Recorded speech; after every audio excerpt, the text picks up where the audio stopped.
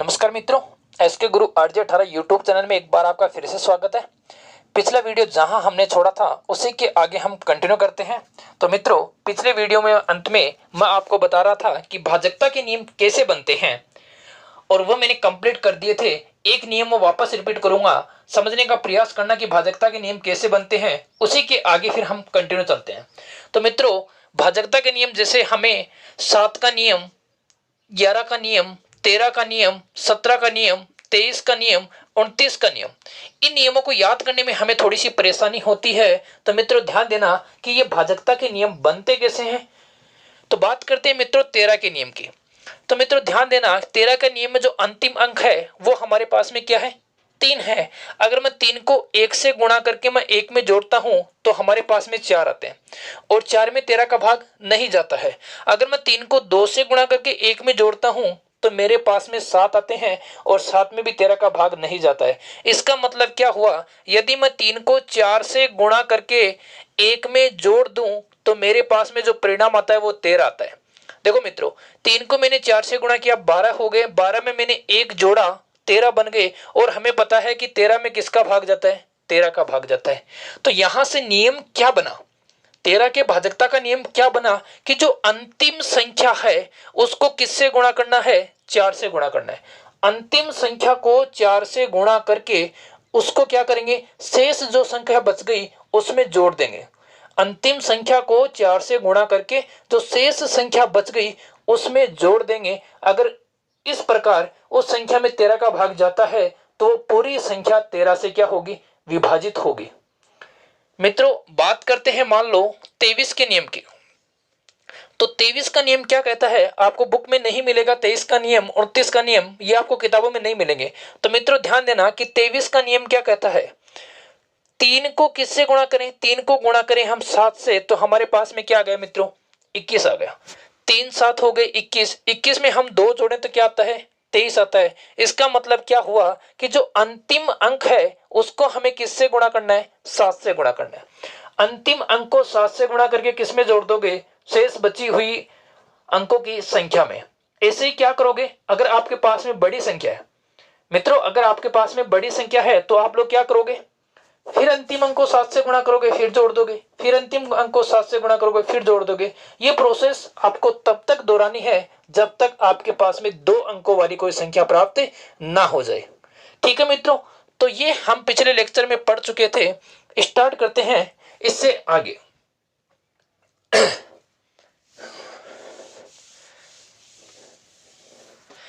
तो मित्रों ध्यान से समझना, किसी भी एक अंक की 6 बार पुनरावृत्ति करके कोई संख्या बनाई जाती है, तो वह संख्या 3 7 11 13 और 37 से हमेशा मित्रों विभाजित होगी। क्या बताया मित्रों मैंने कि किसी भी एक अंक की 6 बार पुनरावृत्ति करके कोई भी संख्या बनाई जाती है तो वह संख्या 3 7 11 13 37 से हमेशा विभाजित होगी तथा इनके गुणनफल से भी विभाजित होगी। एग्जाम्पल से समझना मित्रों। एक एग्जाम्पल लेते हैं।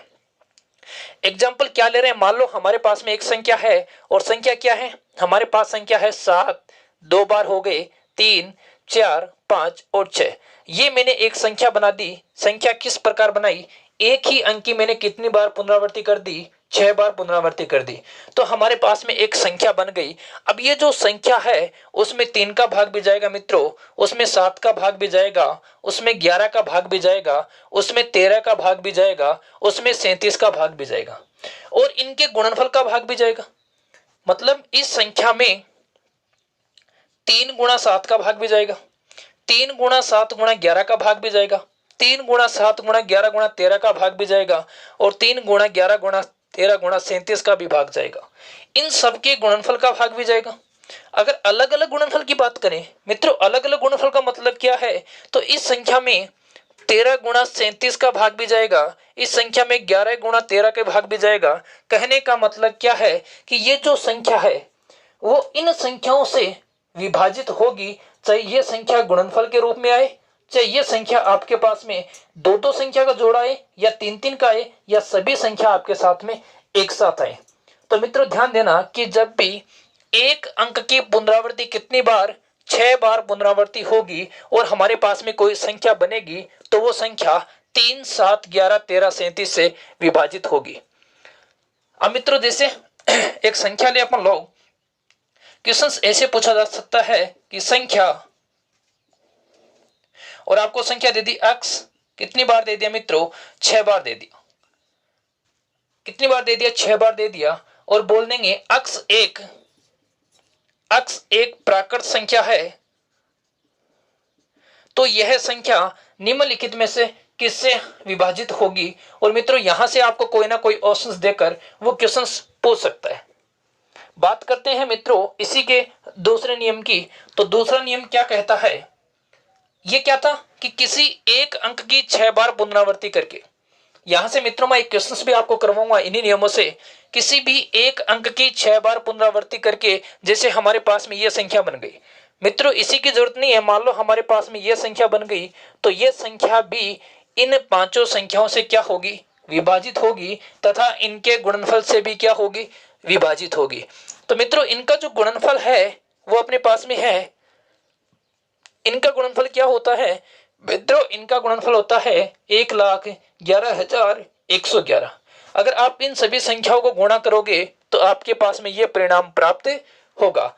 तो ये जो संख्या हमने बनाई वो इनसे अलग अलग की बात करें तो भी, और इनके गुणनफल मतलब इससे भी क्या होगी, विभाजित होगी। मित्रों यहां से डायरेक्ट क्वेश्चन पूछा जाता है, यहां से जो क्वेश्चन पूछा जाता है वो बिल्कुल डायरेक्ट क्वेश्चन पूछा जाता है।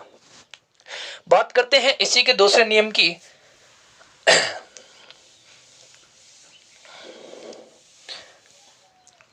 मित्रों हमने संख्या क्या लिखी, हमने लिखी 3, 7, 11, 13 और 37।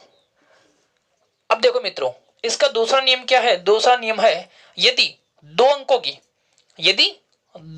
की 3 बार पुनरावृत्ति करके, यदि 2 अंकों की 3 बार पुनरावृत्ति करके 6 अंकों की कोई संख्या बनाई जाती है तो वह संख्या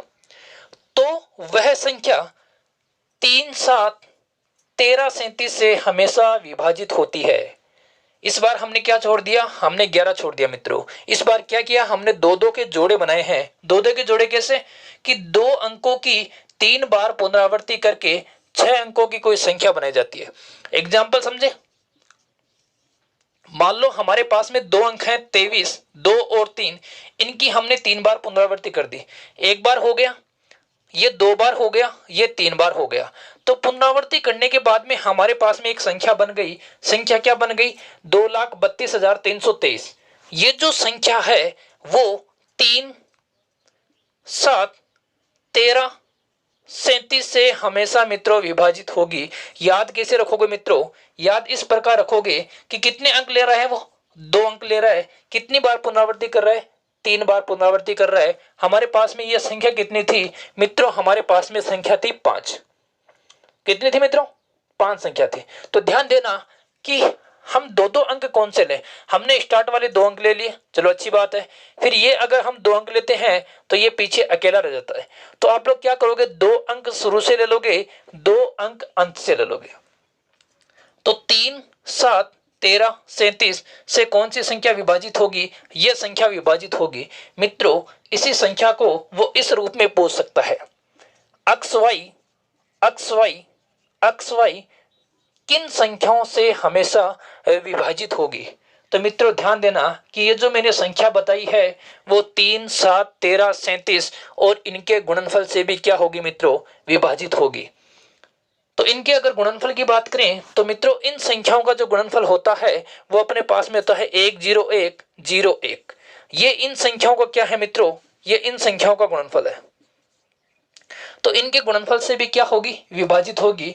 क्वेश्चंस आपसे पूछा जाता है और पूछा गया भी है कि मान लो ये क्वेश्चन से आपके पास में ये हमेशा किस संख्या से विभाजित होगा। तो मित्रों क्वेश्चंस में ऑप्शंस ए हो सकता है 13 + 37 से, ऑप्शन बी हो सकता है 13 × 37 से, ऑप्शन सी हो सकता है 11 × 13 × 37 से, ऑप्शन मित्रों डी हो सकता है, इनमें से कोई नहीं।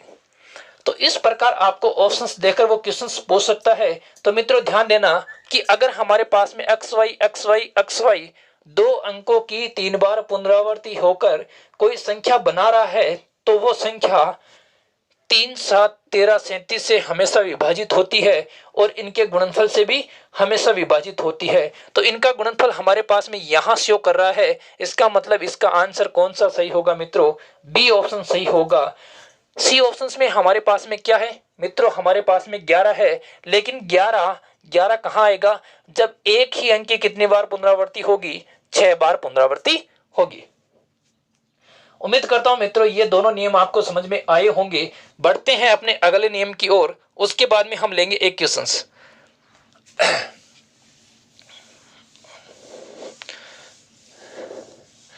ये मित्रों अपने पास में संख्या क्या थी?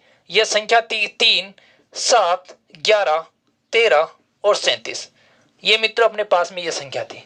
बढ़ते हैं इन्हीं के तीसरे नियम की ओर। तो तीसरा नियम मित्रों क्या कहता है कि जब 3 अंकों की 2 बार पुनरावृत्ति करके, क्या कहा मित्रों मैंने कि जब 3 अंकों की 2 बार पुनरावृत्ति करके, 3 अंकों की कितनी बार? 2 बार। 2 बार पुनरावृत्ति करके कितने अंकों की संख्या बनेगी मित्रों?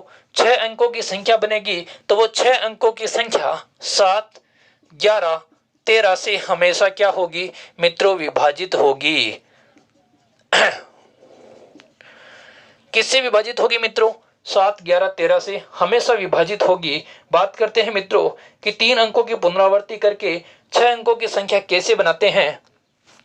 तो मान लो हमारे पास में संख्या आ गई XYZ, फिर आ गया XYZ। तो ये जो संख्या है वो किस संख्या से हमेशा विभाजित होगी? तो मित्रों यह संख्या 7, 11, 13। देखो मित्रों जब हमने दो अंक, एक अंक की बात की थी, ध्यान से समझना मित्रों, जब हमने एक अंक की बात की थी तो एक अंक की बात की तो मैंने क्या बताया आपको कि इन सभी संख्याओं से विभाजित होगी। जब मेरे पास में दो अंक आए, जब मेरे पास में दो अंक आए तो मैंने क्या बोला कि शुरू के 2 ले लो और अंत के 2 ले लो, इन संख्याओं से विभाजित होगी। और मित्रों इस बार मेरे पास में क्या आ गए? इस बार मेरे पास में 3 अंक आए हैं। तो पहले को छोड़ दो, अंतिम को छोड़ दो, तो बीच में बच के इन संख्याओं से क्या होगी? वो हमेशा विभाजित होगी। तो क्वेश्चन यहां से भी बन सकता है कि XYZ किस संख्या से हमेशा विभाजित होगी? तो मित्रों 7, 11, 13 और इनके गुणनफल से भी क्या होगी मित्रों? विभाजित होगी। और इनका गुणनफल क्या होगा? इनका गुणनफल होता है मित्रों 1001। इनका मित्रों गुणनफल क्या होता है? 1001। तो ये दी गई संख्या 1001 से क्या होगी मित्रों? विभाजित होगी। ठीक है मित्रों, अब देखो ऑप्शंस में अगर 1001 आता है तो बहुत अच्छी बात है, काफी स्टूडेंट इसका आंसर सही भी कर देंगे। किस प्रकार? क्योंकि अगर हम यहां से XYZ को बाहर कर लेते हैं, यहां से हम XYZ को बाहर कर लेते हैं तो हमारे पास में पीछे क्या आएगा? हमारे पास में पीछे आएगा 1001। यहां से हम XYZ का भाग देते हैं तो हमारे पास में पीछे क्या आएगा मित्रों? 1001 आएगा। तो यहां से तो हमारे पास में कोई प्रॉब्लम नहीं होगी। लेकिन मान लो ऑप्शंस में 1001 नहीं है और इन संख्याओं को लेकर वो ऑप्शंस दे रखा है, तो समझने का हमें प्रयास करना पड़ेगा कि 3 अंकों की 2 बार पुनरावृत्ति होकर जब 6 अंकों की संख्या बनाई जाएगी तो वो संख्या 7, 11, 13 और इनके गुणनफल 7 गुणा 11 से भी होगी, 11 गुणा 13 से भी होगी, 7 गुणा 13 से भी होगी, 7 गुणा 11 गुणा 13, इससे भी क्या होगी मित्रों? विभाजित होगी।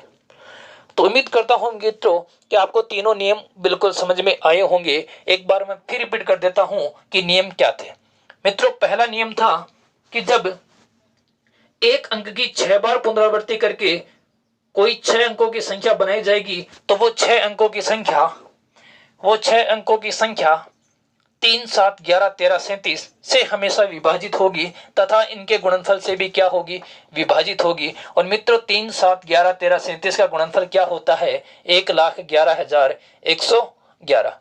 बात करते हैं अगले नियम की। तो मेरा अगला नियम क्या था कि जब 2 अंकों की 3 बार पुनरावृत्ति करके कोई संख्या बनाई जाएगी, जब दो अंकों की 3 बार पुनरावृत्ति करके कोई संख्या बनाई जाएगी तो वह संख्या 3, 7, 13, 37, 11 को छोड़ देंगे, 3, 7, 13, 37 से हमेशा विभाजित होगी तथा इनके गुणनफल से भी क्या होगी मित्रों, विभाजित होगी। अगले नियम की तरफ बढ़े तो अगला नियम क्या था कि जब मित्रों 3 अंकों की 2 बार पुनरावृत्ति करके 3 और 3 कितने हो गए, 6 हो गए, तो 3 अंकों की जब 2 बार पुनरावृत्ति करके 6 अंकों की संख्या बनाई जाएगी तो वो 6 अंकों की संख्या हमेशा 7, 11, 13 से हमेशा विभाजित होगी और इनके गुणनफल से भी विभाजित होगी। और इनका गुणनफल मित्रों क्या है, 7, 11, 13 का गुणनफल होता है 1001। तो मित्रों ध्यान से समझना कि ये हमारे पास में 3 नियम है और इन 3 नियम को लेकर परीक्षा में काफी बार क्वेश्चंस पूछा गया है। एक क्वेश्चंस हम लेते हैं, तो मित्रों ध्यान देना, हमारे पास में एक क्वेश्चंस है और क्वेश्चन क्या है आप लोग समझने का प्रयास करना।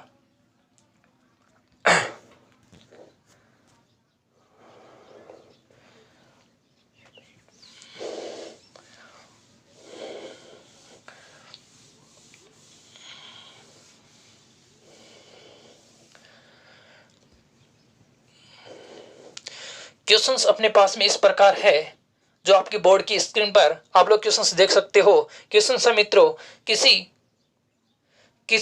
एक अंक की 6 बार पुनरावृत्ति करके कोई संख्या बनाई जाती है तो वह संख्या हमेशा किस संख्या से विभाजित होगी। तो मित्रों उसके हमारे पास में ऑप्शंस क्या हैं। ऑप्शंस ए है 7 गुणा 13 गुणा 19 से। ऑप्शंस मित्रों बी है 7 गुणा 13 गुणा 37। ऑप्शंस मित्रों अपने पास में सी है 7 गुणा 9 गुणा 13 से। ऑप्शंस मित्रों अपने पास में डी है 13 गुणा 23 गुणा 23 गुणा 37 से। ये अपने पास में मित्रों ऑप्शंस हैं। ये क्या है मित्रों अपने पास में ऑप्शंस हैं। तो मित्रों ध्यान देना, हमें अगर नियम याद है तो इस नियम के अकॉर्डिंग हमारा आंसर क्या होना चाहिए, हमारा आंसर होना चाहिए कि वो 7 गुणा 13 गुणा 37 से विभाजित होगी। बढ़ते हैं मित्रों नेक्स्ट क्वेश्चंस की ओर। एक क्वेश्चंस भी इन्हीं संख्याओं को लेकर पूछा गया है और क्वेश्चन क्या है, यदि कोई संख्या, देख सकते हो मित्रों बोर्ड पर आप क्वेश्चंस क्या है, यदि कोई संख्या 11 और 13 से विभाज्य है तो वह अनिवार्यतः निम्न में से किस प्रकार की होगी। तो मित्रों पहला ऑप्शन है 11 + 13 से विभाज्य। दूसरा अपने पास में ऑप्शन है 13 - 11 से विभाज्य। तीसरा ऑप्शन है 11 गुणा 13 से विभाज्य और चौथा ऑप्शन है 729 से विभाज्य। तो मित्रों ध्यान देना कि जब कोई भी संख्या 11 और 13 से विभाज्य है, 11 से भी उसमें भाग जाता है, 13 का भी उसमें भाग जाता है, तो ध्यान देना मित्रों 11 और 13, पहले वीडियो में मैंने बताया था कि 11 और 13 कैसी संख्या है, सहभाज्य संख्या है। और जब सहभाज्य संख्या है इसका मतलब कोई भी दो सहभाज्य संख्याओं से कोई संख्या विभाजित होती है तो उनके गुणनफल से भी वो संख्या विभाजित होगी। एग्जाम्पल के लिए समझो मित्रों, जैसे मान लो अपने पास में संख्या 12 है, अपने पास में 12 संख्या है, ठीक है, और 12 में अगर 2 और 3 का भाग जाता है, 2 और 3 क्या है, सहभाज्य संख्या, अगर 2 और 3 का भाग जाता है तो इनके गुणनफल का भी भाग इसमें क्या होगा, जाएगा मित्रों।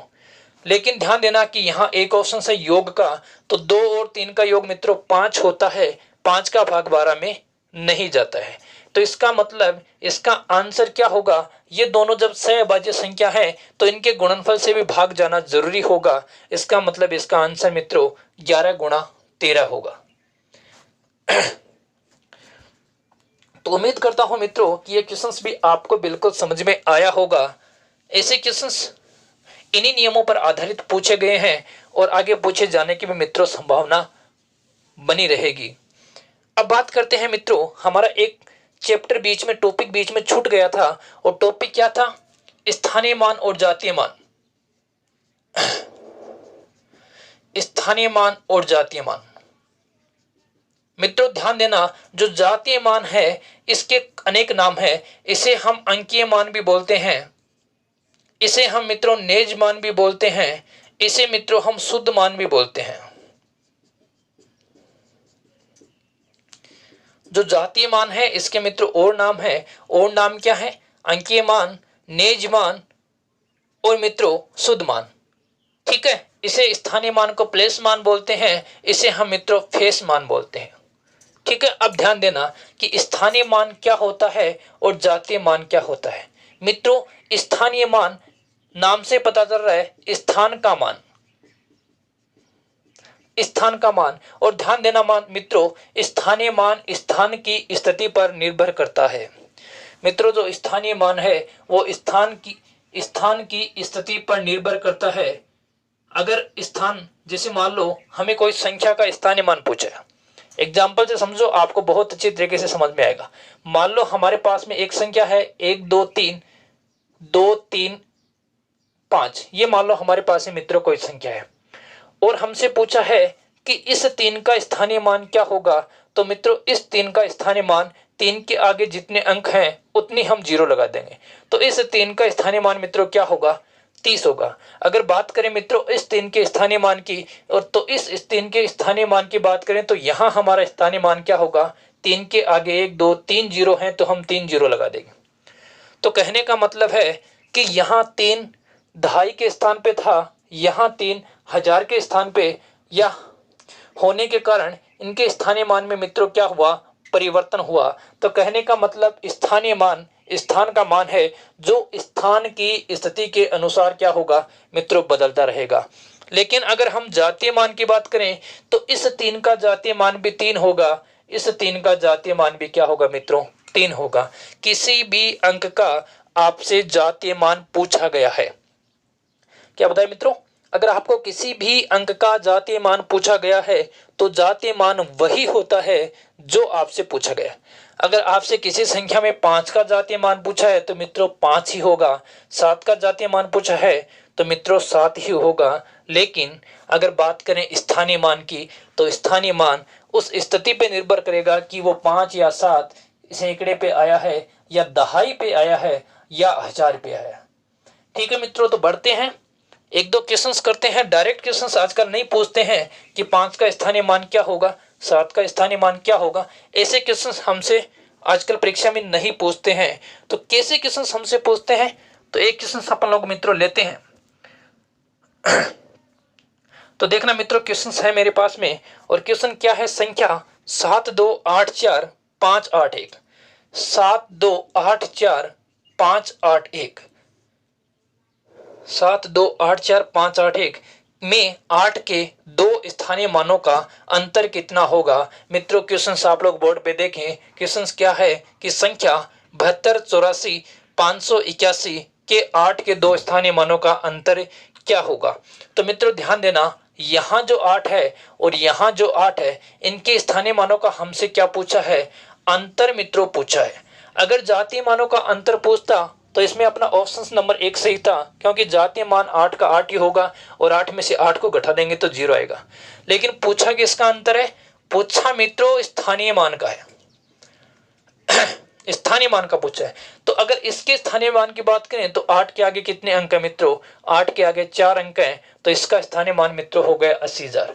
इसके स्थानीय मान की बात करें तो मित्रों हो जाएगा 80, और जब इनका हम अंतर करेंगे तो यहाँ जो रिजल्ट आ रहा है वो तो आ गया 20, यहाँ आ जाएगा मित्रों 9, यहाँ मित्रों 9, और यहाँ आ जाएगा अपने पास में 7।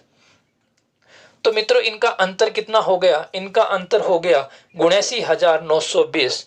अगर ऑप्शंस की बात करें तो इसमें जो सी ऑप्शन है वो मित्रों अपना करेक्ट आंसर है। बढ़ते हैं ऐसे ही एक क्वेश्चन की ओर। और मित्रों क्वेश्चन क्या है? आपकी बोर्ड पे, आपकी स्क्रीन पे आप लोग क्वेश्चन देख सकते हो। क्वेश्चन है 89 67 43, 89 67 43। ये अपने पास में एक संख्या है और पूछा है कि इस संख्या में 6 के स्थानीय मान व जातीय मान का अंतर कितना होगा। तो मित्रों 6 का स्थानीय मान यहाँ कितना हो जाएगा? 6 का स्थानीय मान की बात करें, किसकी बात करें? स्थानीय मान की। और किसकी बात करें आगे? जातीय मान की। तो 6 के अगर स्थानीय मान की बात करें तो 6 के आगे 3 अंक हैं तो हम 3 जीरो लगा देंगे और जातीय मान सेम ही रहता है। इन दोनों का अंतर उसने पूछा है, तो 0 में से 6 घटा देंगे 4 आएगा, 9, 9 और 5। तो इनके स्थानीय मान व जातीय मान का मित्रों अंतर कितना हो गया, 5994। तो इसमें भी ऑप्शन नंबर अपना सी करेक्ट है। ऐसे ही एक क्वेश्चन की ओर बढ़ते हैं। तो मित्रों अपना क्वेश्चन क्या है, क्वेश्चन है दशमलव संख्याओं को लेकर। मित्रों क्वेश्चन क्या है, दशमलव संख्याओं को लेकर, और क्वेश्चन है अपने पास में 0.07359 ये क्वेश्चन है। और हमसे पूछा है कि इसमें स्थानीय मान कितना होगा या स्थान का मान कितना होगा। ये मित्रों अपना क्वेश्चन है। तो देखो स्थान पे, कौन से स्थान पे मित्रों आ रहा है, वो सैकड़े के स्थान पे आ रहा है। किस स्थान पे आ रहा है मित्रों, सैकड़े के स्थान पे आ रहा है। और जब भी आपके पास में दशमलव संख्याओं में कोई क्वेश्चन होगा तो मित्रों आप लोग क्या करोगे, कितने अंक हैं उसके आगे, 2 अंक हैं, 2 अंक हैं, इसका मतलब किसका भाग लगा दोगे, 100 का भाग लगा दोगे। अगर 3 अंक होते तो मित्रों किसका भाग लगा देते, 1000 का भाग लगा देते। तो अगर इस संख्या में 3 के स्थानीय मान की बात करें तो 3 का स्थानीय मान अपने पास में कितना हो जाएगा, 3 का स्थानीय मान हो जाएगा 3/100। तो मित्रों इसमें जो ऑप्शन नंबर बी है ये अपना बिल्कुल करेक्ट आंसर है। तो मित्रों ये तो थे आपके विभाज्यता का नियम, और इसके अलावा हमने एक नियम और पढ़ा, और इसके अलावा हमने आज स्थानीय मान और जातीय मान पढ़ लिए। अब चलते हैं मित्रों अभाज्य गुणनखंडों की संख्या ज्ञात करना। मित्रों काफी बार यहां से क्वेश्चन पूछा जाता है, अभाज्य गुणनखंडों की संख्या ज्ञात करना।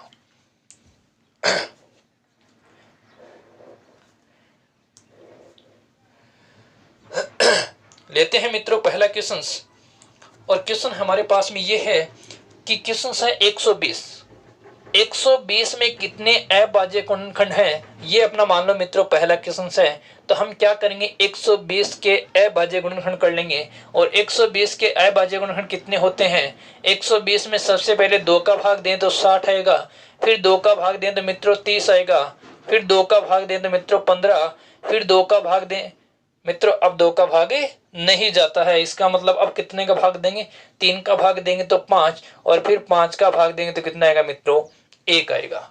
तो कहने का मतलब इसमें जो अभाज्य गुणनखंड है वो कितने हो गए, 1, 2, 3, 4, 5। तो प्रश्न पूछ रहा डायरेक्ट आपसे कि क्वेश्चन 120 के अभाज्य गुणनखंडों की संख्या कितनी होगी। तो मित्रों ऐसे क्वेश्चंस को आप बहुत इजीली तरीके से इस प्रकार आसानी से कर लोगे। लेकिन अगर क्वेश्चंस घात के रूप में आ जाए या क्वेश्चंस गुणा के रूप में आ जाए तो आपको थोड़ी सी क्या होगी मित्रों, घात के रूप में या क्वेश्चंस गुणा या भाग के रूप में आ जाए तो थोड़ी सी आपको एक समस्या होगी, लेकिन आज के बाद वो समस्या भी आपकी दूर हो जाएगी। तो ध्यान देना मित्रों, क्वेश्चंस हमसे कैसे कैसे पूछे जाते हैं। यहां हम एक एग्जांपल और लेंगे। हमने 120 लिया, इसके बाद में हम एक एग्जांपल और लेते हैं। तो अपना अगला एग्जांपल है 1080 के अभाज्य गुणनखंड की संख्या कितनी होगी। मित्रों आप लोग कमेंट बॉक्स में बताने का प्रयास करें कि 1080 के अभाज्य गुणनखंडों की संख्या कितनी होगी।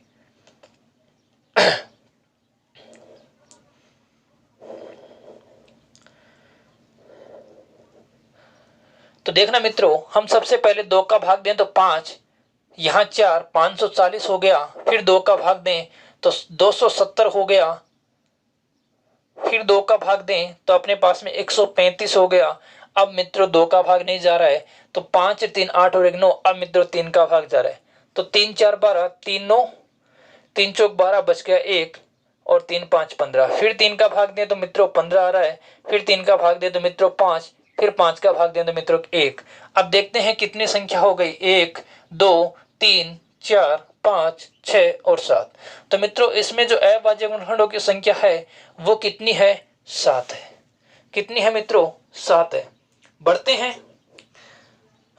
कि अगर क्वेश्चन हमें घात के रूप में दे दिया तो हम अभाज्य गुणनखंडों की संख्या कैसे निकालेंगे। अगर क्वेश्चन हमारे पास में क्या आ गया, घात के रूप में क्वेश्चन आ गया, तो हम अभाज्य गुणनखंडों की संख्या कैसे निकालेंगे। तो मित्रों क्वेश्चन है अपना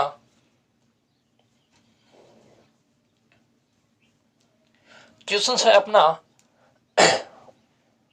एक इजी आपको एक क्वेश्चन बता रहा हूं, उसके बाद में बढ़ते हैं। क्वेश्चन है अपना 12 की घात क्वेश्चन है मित्रों।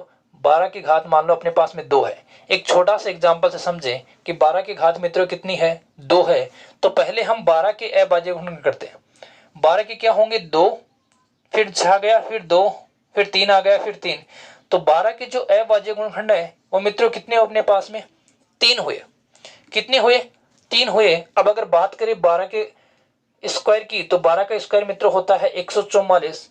तो 2 का भाग देंगे तो अपने पास में 72, फिर 2 का भाग देंगे तो अपने पास में 36, फिर 2 का भाग देंगे तो मित्रों 18, फिर 2 का भाग देंगे तो मित्रों 9, फिर 3 का भाग देंगे तो मित्रों 3, और फिर 3 का भाग देंगे तो मित्रों 1। यहां से आप लोग क्या समझे, देखो मित्रों, जब हमने 12 के अभाज्य गुणनखंड किए तो हमारे पास में अभाज्य गुणनखंडों की संख्या कितनी आई, 3 आई।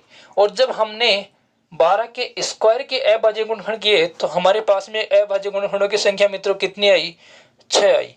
कहने का मतलब जो घात थी उसको क्या कर दोगे मित्रों, उसको गुणा कर दोगे और आपके पास में क्या प्राप्त हो जाएंगे, उसकी घात के अभाज्य गुणनखंड। अगर मान लो यहाँ पर 2 घात है तो आपने किससे गुणा कर दिया, 2 से। अगर 12 की घात 3 का पूछता तो किससे गुणा कर देते, 3 से गुणा कर देते। समझे होंगे। तो बढ़ते हैं मित्रों एक क्वेश्चन की ओर। तो क्वेश्चन है अपना 84 की घात 143 के अभाज्य गुणनखंडों की संख्या मित्रों कितनी होगी। तो देखना, पहले हम 84 के अभाज्य गुणनखंड कर लेते हैं। तो 84 के अभाज्य गुणनखंड होंगे तो क्या होंगे, भाग दिया 2 का तो हमारे पास में कितना आ गया मित्रों, 42 आ गया। फिर हम 2 का भाग दें तो मित्रों कितना आ जाएगा, 21 आ जाएगा। फिर हम 3 का भाग दें तो मित्रों कितना आ गया, 7, और फिर 7 का भाग दें तो मित्रों कितना आ जाएगा, 1। तो कहने का मतलब जब हमने 84 के अभाज्य गुणनखंड किए तो हमारे पास में अभाज्य गुणनखंडों की संख्या कितनी आ गई, 1, 2, 3 और 4। कितनी आ गई मित्रों, 4 आ गई। लेकिन हमसे किसके पूछे हैं, हमसे पूछे हैं 84 की घात 143 के। जब 84 के अभाज्य गुणनखंड 4 आ गए और जो भी मित्रों आपको घात दे रखी है, क्या करोगे, जो भी मित्रों आपको घात दे रखी है पहले तो आप इस संख्या के अभाज्य गुणनखंड करोगे। उसके बाद मित्रों जो भी आपको घात दे रखी है उसको क्या कर दोगे, उसको मित्रों गुणा कर दोगे।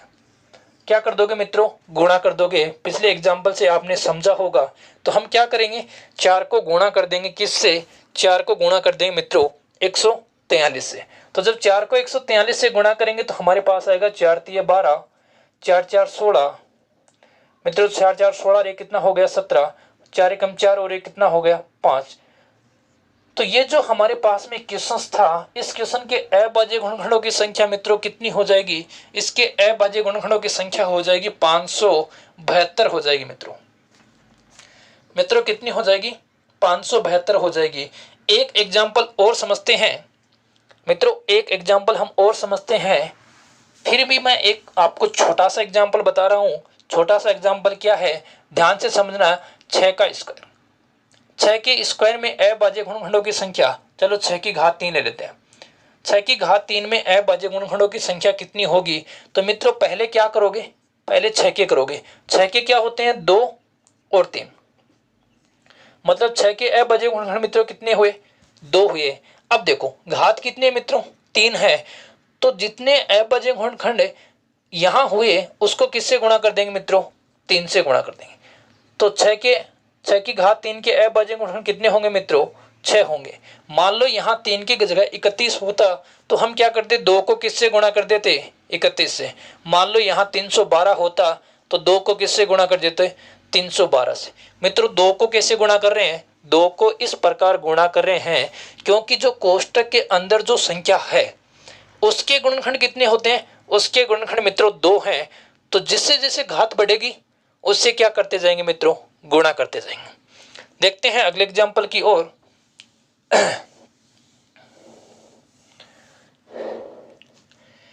तो मित्रों अपना अगला एग्जाम्पल है 18 की घात 43। 18 की घात 43 के अभाज्य गुणनखंडों की संख्या मित्रों कितनी होगी, आप जल्दी से बताएं। 18 की घात 43 के अभाज्य गुणनखंडों की संख्या कितनी होगी। तो 18 के हम अगर अभाज्य गुणनखंड करें तो क्या आएंगे, 2 का भाग दिया 9, फिर 3 का भाग दिया मित्रों 3, फिर 3 का भाग दिया 1। तो 18 के जो अभाज्य गुणनखंड है उनकी संख्या हमारे पास में कितनी है? 3। और अगर क्वेश्चंस की बात करें तो मित्रों घात कितनी दे रखी है? 43। तो इसको आप किससे गुणा कर दोगे? 43 से गुणा कर दोगे तो आपके पास में आएगा 3 3 9 और 3 4 12। तो कितने आ गए मित्रों? तो आपके पास में जो संख्या आ गई वो 129 आ गई। अब मित्रों ध्यान देना, अगर हम डायरेक्ट ऑप्शंस पे जाएं, मित्रों अगर हम डायरेक्ट ऑप्शंस पे जाएं तो क्या करोगे मित्रों? जो भी आपको घात दे रखी है, जो भी आपको घात दे रखी है उस घात से ऑप्शंस में भाग देकर देख लो, जिसमें पूरा पूरा भाग चला जाएगा वही मित्रों आपका आंसर हो जाएगा। जिसमें पूरा पूरा भाग चले जाएगा वही मित्रों क्या हो जाएगा? ऑप्शंस आपका आंसर हो जाएगा। एक तो होता है मित्रों, यहां क्या करेंगे, यहां हमें घात के भाग की देने की जरूरत नहीं है। यहां देखो मित्रों कितना दे रखा है? 18। 18 के अभाज्य गुणनखंडों की संख्या कितनी है? 3 है। जब यहां वाली संख्या छोटी है तो आप लोग क्या करोगे? इसके अभाज्य गुणनखंड निकालोगे। और जब यहां वाली छोटी है तो क्या करोगे? आपको अभाज्य गुणनखंडों की संख्या निकालने की जरूरत नहीं है। समझो एक बार, देखो मैं क्या समझाने का प्रयास कर रहा हूं, ध्यान से समझना। अपने पास में एक एग्जांपल लेते हैं अपन लोग। एग्जाम्पल मित्रों ये है 15 की घात 3775 है, ये है। और हमसे पूछ लिया कि इसमें अभाज्य गुणनखंडों की संख्या कितनी होगी? इसमें अभाज्य गुणनखंडों की संख्या कितनी होगी? तो मित्रों 15 के अभाज्य गुणनखंड कितने हुए? 3 और 5 कितने हुए? 2 हुए ना। इसका मतलब ऑप्शंस किससे विभाजित होगा? 2 से विभाजित होगा। इसका मतलब ऑप्शंस किससे विभाजित होगा? 2 से विभाजित होगा। अगर 2 से विभाजित होने वाले हमारे पास है मित्रों 2 ऑप्शंस है, तो ध्यान देना कि इसका अंतिम अंक क्या है? 5 है। 5 को हम 2 से गुणा करेंगे तो क्या आना चाहिए? 0। इसका मतलब ऑप्शंस का हमें अंतिम अंक क्या देखना है? 0 देखना है। और 2 से विभाजित होने वाली क्या होनी चाहिए? कोई संख्या होनी चाहिए। ठीक है ना। इस प्रकार आप लोग तालमेल बिठाकर इजिली उसका सोल्यूशन कर सकते हो। बढ़ते हैं मित्रों एक क्वेश्चन की ओर। आगे बताऊंगा मित्रों की कैलकुलेशन फास्ट, हमें कैलकुलेशन फास्ट कैसे करनी है, एक वीडियो हम उसका भी लेंगे। चलते हैं मित्रों आगे। मित्रों एक एग्जांपल और लेते हैं। एग्जांपल क्या है? 24 की पावर 15, 24 की पावर 15 गुणा 17 की पावर 13 गुणा 18 की पावर 43 के अभाज्य गुणनखंडों की संख्या।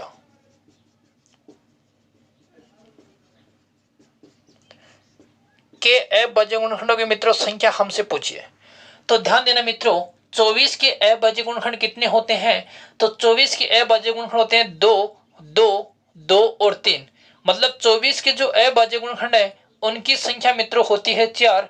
तो 24 की पावर 15 के अभाज्य गुणनखंडों की संख्या कितनी हो जाएगी? 4 गुणा मित्रों कितनी हो जाएगी? 15। और 4 गुणा 15 का मतलब मित्रों कितना हो गया? 60। तो यहां से जो रिजल्ट आ गया वो कितना हो गया मित्रों? 60 हो गया। अब बात करते हैं 17 के पावर 13 की। तो मित्रों 17 का जो अभाज्य गुणनखंड है वो स्वयं 17 ही है, एक ही है। और एक को हम किससे गुणा कर देंगे? 13 से गुणा कर देंगे। तो यहां से जो परिणाम आया वो कितना हो गया मित्रों? 13 हो गया। अब बात करें 18 के, तो 18 के अभाज्य गुणनखंड होते हैं 2 3 और 3, 3 3 9 9 2 18। तो 18 के जो अभाज्य गुणनखंड है उनकी संख्या मित्रों होती है 3। और 3 को मित्रों किससे गुणा कर देंगे? 43 से। 3 को 43 से गुणा करेंगे तो 3 3 अपने पास में हो गया 9 और 3 4 कितने हो गए? 12। तो कहने का मतलब 24 की पावर 15 के अभाज्य गुणनखंडों की संख्या होती है 60, 17 के पावर 13 के अभाज्य गुणनखंडों की संख्या होती है 13 और 18 के पावर 43 के अभाज्य गुणनखंडों की संख्या होती है मित्रों 129। तो हमसे पूछा है टोटल अभाज्य गुणनखंडों की संख्या। मित्रों ध्यान देना यहां जो चिन्ह है वो गुणा का प्रयोग किया गया है, लेकिन आप लोग यहां गुणा नहीं करोगे। क्या करोगे मित्रों? इनको जोड़ोगे। इनको मित्रों क्या करोगे? जोड़ोगे। मित्रों जोड़ते क्यों हैं? देखो अगर हम 18 की बात करें तो हम लिखते हैं 2 गुणा 3 गुणा 3, लेकिन हम इनको गुणा नहीं करते हैं, इनको मित्रों हम जोड़ते हैं। एक ये हो गया, फिर एक ये हो गया, एक ये हो गया, कितने हो गए मित्रों? 3 हो गए। तो कहने का मतलब क्या है कि ये जो भी आपके पास में क्वेश्चंस है वो गुणा के रूप में दिया हुआ है, लेकिन आप लोग क्या करोगे, अलग अलग निकाल कर इनको जोड़ दोगे तो आएंगे 9 और 3 कितने हो गए मित्रों, 12 हो गए। 2 और 1 3 और 6 कितने हो गए, 9 और 1 10 और 1 और 1 कितना हो गया मित्रों, 2 हो गए। तो इस क्वेश्चंस में जो अभाज्य गुणनखंडों की संख्या है वो मित्रों कितनी हो जाएगी, वो हो जाएगी मित्रों अपने पास में 202। एक एग्जाम्पल की तरफ और बढ़ते हैं और उसको भी मित्रों आप लोग समझने का प्रयास करना कि यहां से हमसे और कैसा क्वेश्चंस पूछा जा सकता है या हमसे कैसा क्वेश्चंस यहां से बनता है। तो मित्रों क्वेश्चंस है 18 की पावर 15, क्वेश्चन है मित्रों 18 की पावर 15 गुणा 75 की पावर 16, 18 की पावर मित्रों 15 गुणा 75 की पावर मित्रों 16 गुणा 42 की पावर मित्रों 14। फिर दे रखा है भाग, और भाग दे रखा है वो संख्या हमारे पास में क्या है, वो है मित्रों 35 की पावर 12 गुणा 12 की पावर 16। इसमें मित्रों हमसे पूछे हैं अभाज्य गुणनखंडों की संख्या, हमसे पूछी है अभाज्य गुणनखंडों की संख्या कितनी होगी। तो मित्रों ध्यान देना कि अभाज्य गुणनखंडों की संख्या हम कैसे निकालते हैं। 18 के अभाज्य गुणनखंड होते हैं मित्रों 3 और 3 की घात कितनी हो गई मित्रों 15। तो हम लिखेंगे 3 गुणा कितना मित्रों 15। ये तो हो गए 18 के, 18 की पावर 15 के। क्या करते हैं, कोष्टक वाली संख्या के अभाज्य गुणनखंड संख्या कितनी है वो निकाल लेंगे, उसके बाद में उसको किससे गुणा कर देंगे मित्रों, पावर से गुणा कर देंगे। उसके बाद में क्या करेंगे मित्रों, जोड़ेंगे। 75 के अभाज्य गुणनखंड तक क्या होंगे, 3 का भाग देंगे 25, फिर 5 का भाग देंगे 5 और फिर 5 का भाग देंगे मित्रों 1। तो 75 के अभाज्य गुणनखंड हो गए मित्रों 3 और 3 को मित्रों किससे गुणा कर देंगे 16 से। फिर बात करते हैं मित्रों 42 के, तो 42 के हो जाएंगे, 42 का 2 का भाग देंगे तो आएगा 21, फिर 3 का भाग देंगे तो 2 का भाग देंगे 21, फिर 3 का भाग देंगे मित्रों 7, फिर 7 का भाग देंगे तो 1। तो इसके अभाज्य गुणनखंड हो गए 3, घात कितनी दे रखी है 14, तो 14 से क्या कर देंगे गुणा कर देंगे। अब देखते हैं नीचे वाली संख्या 35 के अभाज्य गुणनखंड होंगे मित्रों 5 और 7 2, 2 की पावर कितनी हो जाएगी 12, तो 2 गुणा कितना 12, प्लस 12 के अभाज्य गुणनखंड होंगे 2 2 3, तो 3 गुणा किससे हो जाएगा 16 से। ठीक है मित्रों, अब देखो 15 को 3 से गुणा किया मित्रों, हमारे पास में कितना हो गया, हमारे पास में संख्या आ गई 45, प्लस 16 थे कितने हो गए मित्रों 48, 14 थे कितने हो गए मित्रों 42। अब ध्यान देना मित्रों, ऊपर वाली संख्या के हमारे पास में अभाज्य गुणनखंड हो गए 42 प्लस 48 प्लस 45, नीचे वाली संख्या के अभाज्य गुणनखंड 12 दूनी 24 और 16 तीय कितने हो गए मित्रों 48। तो मित्रों आप लोग क्या करोगे, जब भी आपके पास में भाग में कोई क्वेश्चन हो तो आप लोग क्या करोगे, ऊपर वाली संख्या के अभाज्य गुणनखंडों की संख्या निकाल लो, नीचे वाली संख्या के अभाज्य गुणनखंडों की संख्या निकाल लो, उसके बाद में क्या कर दोगे, उनका अंतर कर दोगे। उनका मित्रों क्या कर दोगे, अंतर कर दोगे। तो यहां देखो ये दोनों संख्या माइनस क्यों होंगी, तो इसको भी आप लोग माइनस ले लो। अब देखो 48 से तो मित्रों 48 कैंसिल हो गया, इन दोनों के टोटल में से क्या घटा देंगे मित्रों 24 घटा देंगे, तो इन दोनों का टोटल हमारे पास में हो गया 45 और 42 का टोटल हो गया मित्रों 87, और 87 में हमें कितने घटाने हैं 24 घटाने हैं, तो हमारे पास में क्या आ गया 63 आ गया। तो इस क्वेश्चन का जो हमारे पास में आंसर निकल के आया वो मित्रों क्या हुआ, वो 63 हो गया। तो मित्रों उम्मीद करता हूं कि अभाज्य गुणनखंडों की संख्या आप लोग किस प्रकार निकाल सकते हो ये आपको बिल्कुल समझ में आया होगा। एक क्वेश्चन या एक एग्जांपल और करते हैं।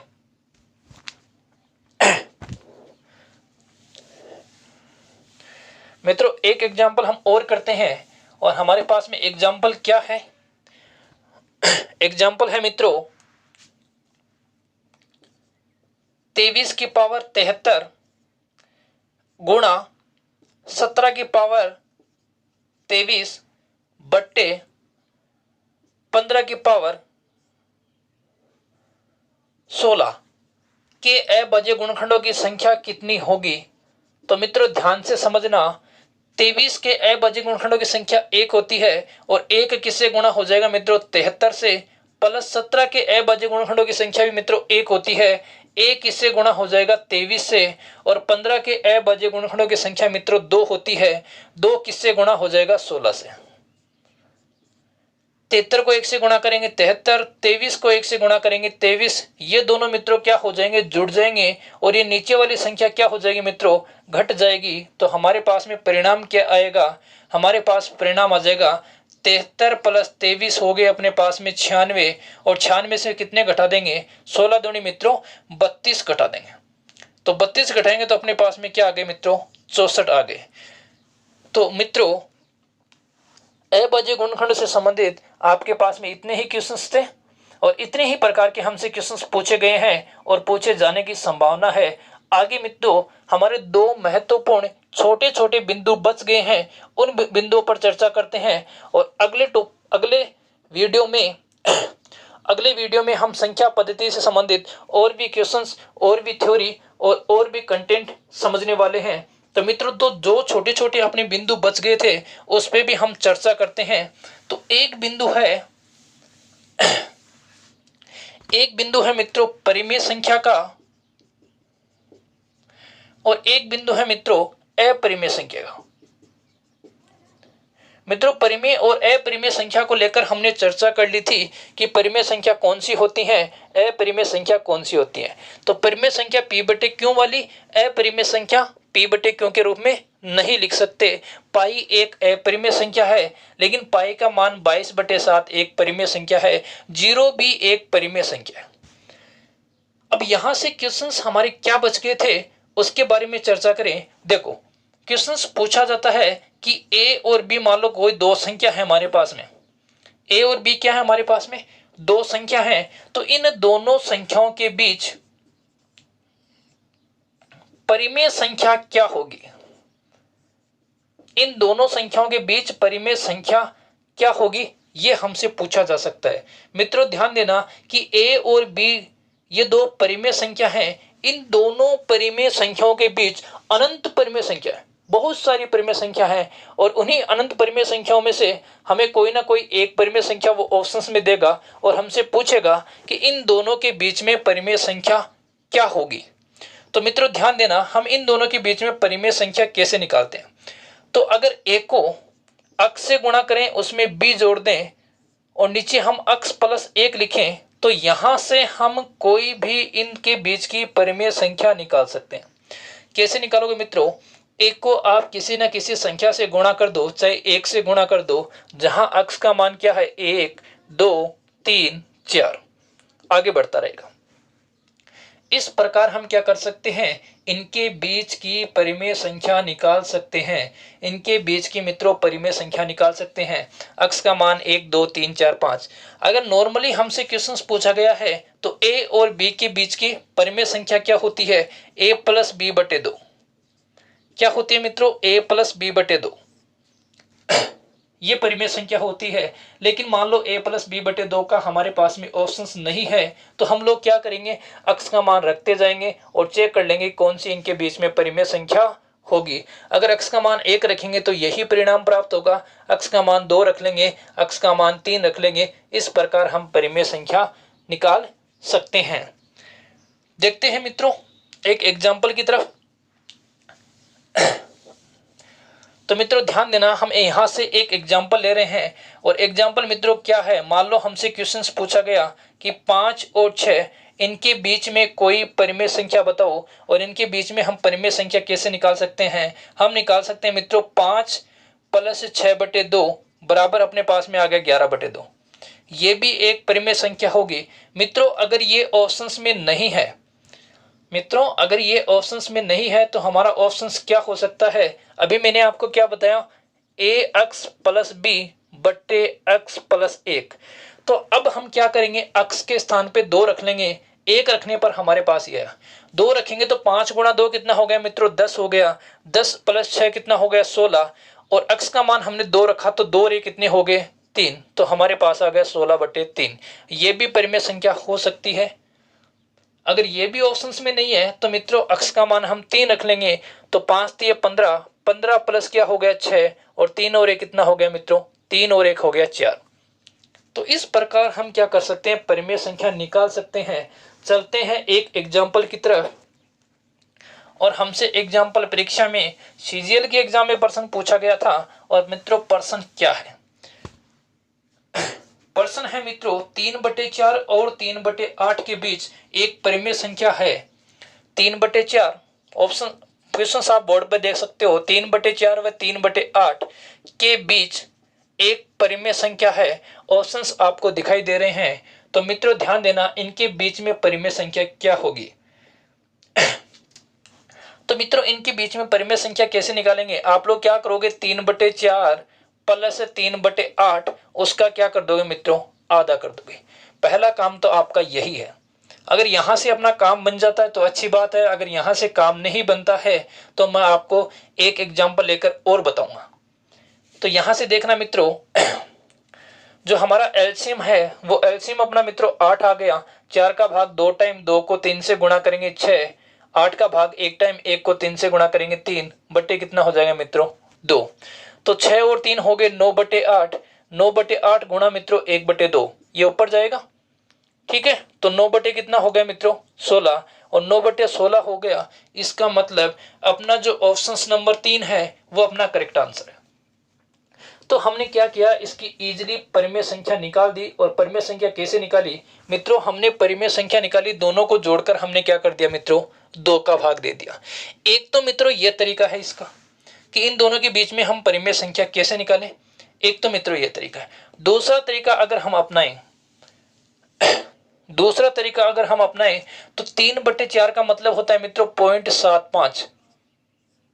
मित्रों क्या होता है 0.75, और 3/8 का मतलब देखना मित्रों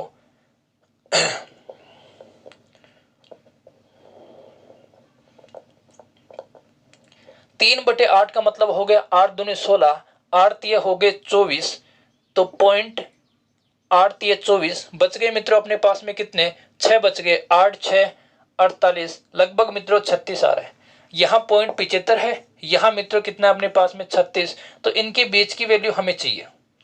अब देखते हैं ऑप्शंस में हम चेक कर सकते हैं, ये 9 है, ये मतलब 90 हो गया। तो 0.90 में अगर हम 16 का भाग देंगे तो 16 6 कितने होते हैं मित्रों 96, और 16 पंजे कितने होते हैं मित्रों 80। तो 16 पंजे 80, यहाँ देखो 0.3 है, यहाँ 0.7 है, यहाँ कितना आ गया मित्रों 0.5 आ गया। इसका मतलब ये ऑप्शन अपना सही है। इस प्रकार भी हम ऑप्शंस से आंसर निकाल सकते हैं। बाकी अगर ऑप्शंस की बात करें तो हमारे पास में क्या है मित्रों 7/3, 7/3 का मतलब शुरू में अपने पास में क्या आ गया मित्रों 2 आ गया, और 2 पॉइंट समथिंग कोई संख्या आई। एक ऑप्शन से अपना 16/9, 16 में 9 का भाग देंगे तो 9 एकम 9, 1 पॉइंट समथिंग कोई संख्या आएगी। एक ऑप्शन से 12/7, 12 में हम 7 का भाग देंगे तो 7 एकम 7, 1 पॉइंट समथिंग कोई संख्या आ गई। तो कहने का मतलब अपने पास में जो रिजल्ट आया वो कितना आ गया मित्रों 9/16 आ गया। ऐसे ही हम एक एग्जांपल की तरफ और बढ़ते हैं।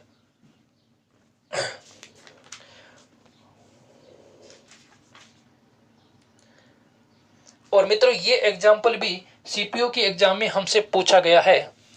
पहला एग्जांपल सीजीएल में पूछा गया था जो अभी हमने कर लिया। अब एक एग्जांपल लेते हैं जो सीपीयू के एग्जाम में पूछा गया है। एग्जांपल है 1/2 व 3/5 के बीच परिमेय संख्या क्या होगी।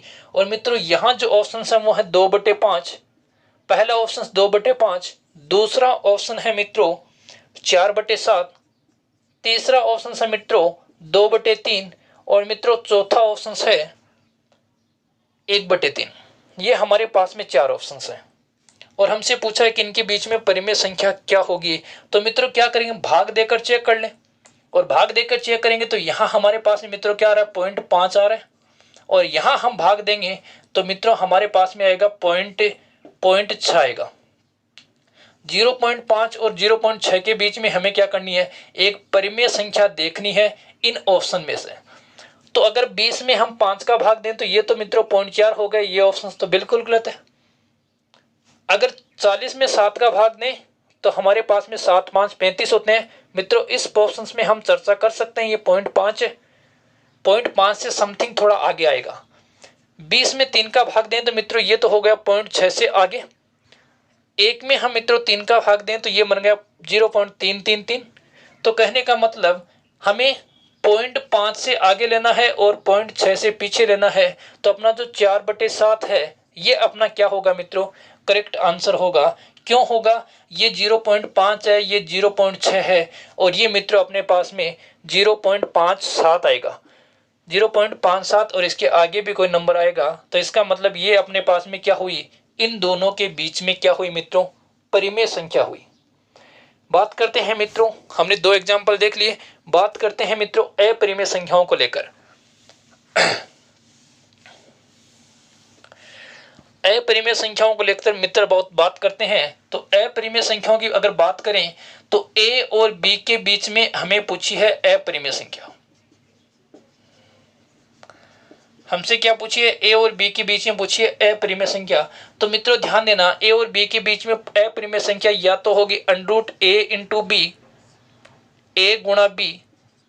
अगर √a गुणा बी से √ पूरा निकल जाता है। कैसे मित्रों, क्वेश्चंस पूछ लिया 4 व 9 के बीच में अपरिमेय संख्या, तो हमारा मतलब क्या हुआ, हम तो ऐसे निकालेंगे 4 गुणा 9 और 4 गुणा 9 का मतलब हो गया 36 और 36 का √ कितना हुआ 6।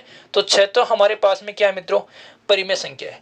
तो ध्यान देना मित्रों कि ए और बी के बीच में अगर आपसे अपरिमेय संख्या पूछी तो आप लोग क्या करोगे, √ में उनका गुणा कर दोगे।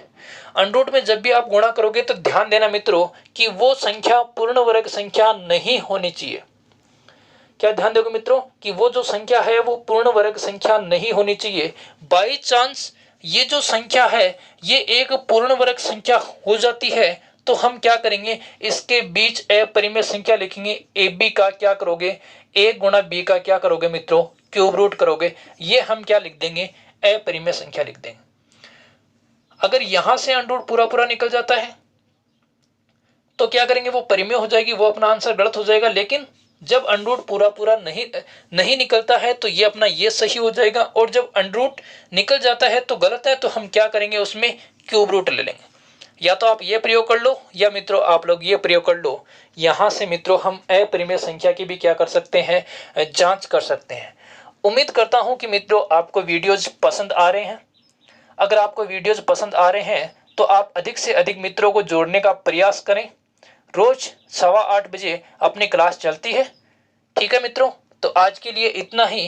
कल एक नए कंटेंट के साथ फिर मिलेंगे 8:15 बजे तक। तब तक के लिए जय हिंद, जय भारत।